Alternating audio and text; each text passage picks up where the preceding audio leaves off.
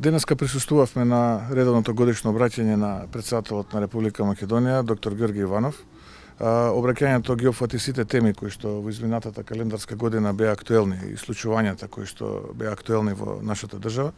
Содржајно обраќање на кое што претседателот Иванов даде сопствено гледиште на работите во изминатата година, како секој државник што би постапил, кој би бил на негово место. Пратениците од парламентарниот состав на пратеничката група на ВМРО ДПМН и Коалицијата за подобра Македонија присуствува.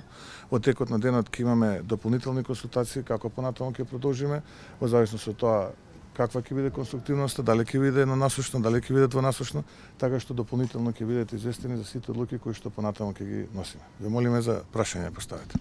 Дали е можно прегрупирање од 10 пратенички групи во една, бидејќи нели има промени во партијата и ви недостасуваат, како што гледам, двајца пратеници кои што беа едни од најгласните за промени, односно за одлагање на конгресот за ваш избор? Сите опции се отворени. Се разбира дека ние заедно со пратениците ќе дискутираме, ќе отвориме внутрипартиска дебата, ќе го оцениме интересот на граѓаните на Република Македонија и визави тој интерес ќе носиме такви решенија.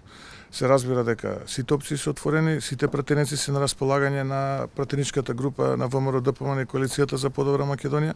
Ние утринава имавме една кратка координација во која што заеднички дојдовме овдека во собранието, на која што беше присутен еден од двајцата кои што ги споменавме, наши партиски другари, искусни соборци кои што во минатото допринеле премногу за оваа партија, обавувале сериозни државни функции, биле министри, пратеници, координатори на пратеничка група, имаат уште што многу да дадат и за ВМРО ДПМН и за граѓаните, но и за Република Македонија, така што ние едногласно сметаме на нивниот капацитет, на нивниот потенцијал, зашто и они се сложија, така што продолжуваме понатаму заеднички да работиме во интересите на граѓаните на Република Македонија и Република Македонија во целост. Која е причината што господин Димовски не е веќе координатор? Дали е После толку причина од незадоволство?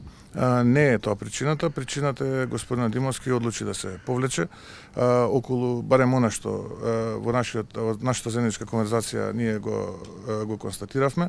За причините и мотивите можеби ќе треба лично него да го прашате, па онда ви одговори.